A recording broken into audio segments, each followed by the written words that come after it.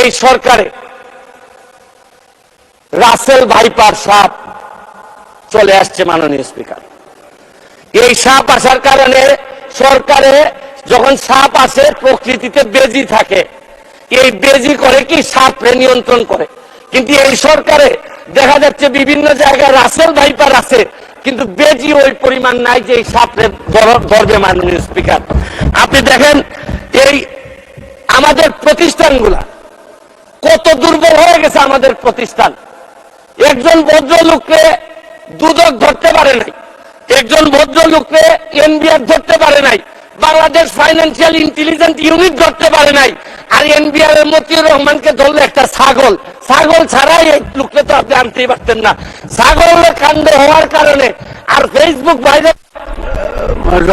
এক মিনিট আপনার বরাবর অ্যাপ্লিকেশন আছে, আমি 247 ইনভোক করতেছি। এখানে 247 হচ্ছে কি আমার বিরুদ্ধে এখানে একজন মাননীয় সংসদ সদস্য আমার বিরুদ্ধে অভিযোগ দিয়েছেন।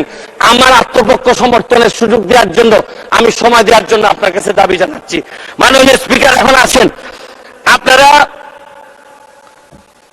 বেনজির কাণ্ড, মাননীয় সাবেক আইজিপি উনি এত বড় হয়ে গেলেন, মন্ত্রণালয় জানলো না, মাননীয় স্বরাষ্ট্রমন্ত্রী জানলেন না। এই বাচ্চাটা এত বড় হয়ে গেল, আর কিছুদিন সুযোগ পাইলে পুরো গোপালগঞ্জ কিনে ফেলতেন এই বেনজির সাহেব। তারপরে এইটার দায় এই মন্ত্রণালয় এড়াইতে পারে না। মাননীয় স্পিকার, এখন আপনারা কালো টাকা সাদা করবেন, আমার কোনো অসুবিধা নাই। যদি মনে করেন টাকা রয়ে গেছে, কিছু টাকা জমানো বা বিভিন্ন খরচ টাকা রয়ে গেছে, এটারে সাদা করবেন, কোনো অসুবিধা নাই।